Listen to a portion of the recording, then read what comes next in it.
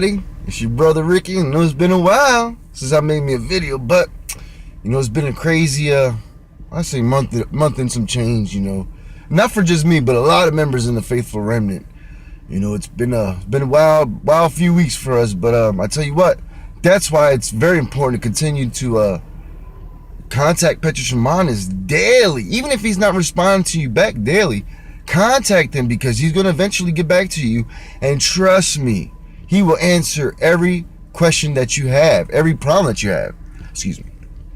All right, so on that note, today we're going to speak about Lot and him speaking to the two witnesses. And this was on December 15th, 2012. And Jesus said, "Here is Lot." And this is Lot. And I knew in my heart that it was not a place to raise a God-fearing family. And Lot said, "During the time in Sodom and Gamora, I witnessed many evils going on all around me. My people were as wicked as can be, but I did not remove myself from them, from their midst. I would not take my family from that place.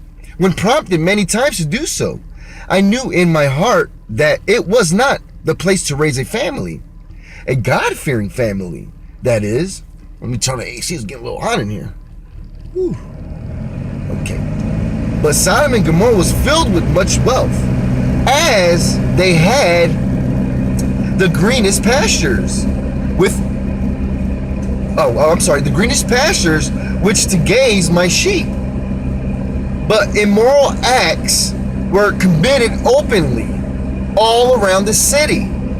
These people did not try to hide their sinful intentions.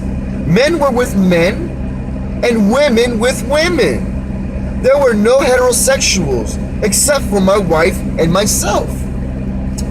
Such a sinful place. Every commandment was broken.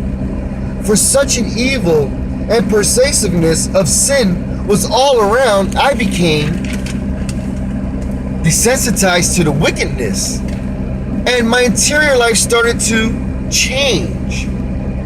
I knew at that time that I was in a bad state, and I feared for my family, for my wife and daughters. Excuse me. For my daughters grew up in a most sinful environment, and they were even engaged to be married. But I knew the secrets of those men's hearts, how they really had passion for one another. And I cried out to the Lord, "Help me break free from these chains of sin." I'm living in such a sinful place, where every commandment is broken, where every law of the Lord that was in my heart was spat by others. I chose to move to Sodom, and I was drawn in by the enemy.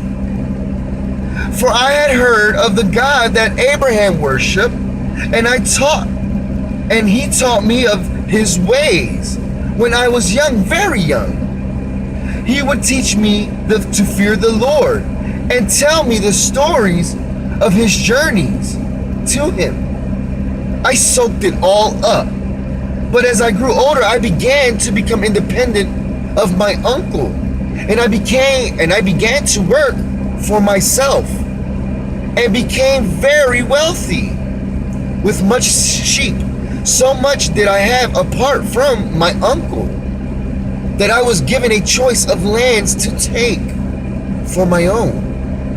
And I chose to move to Sodom, even after hearing how wicked the city was from outside the walls.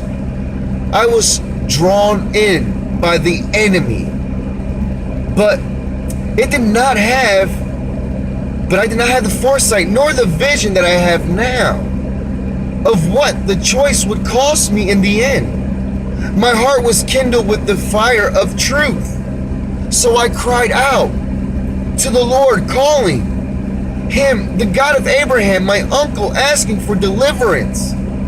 And that is when I met the two travelers, the two messengers from the Lord. They had disguised themselves as poor journeymen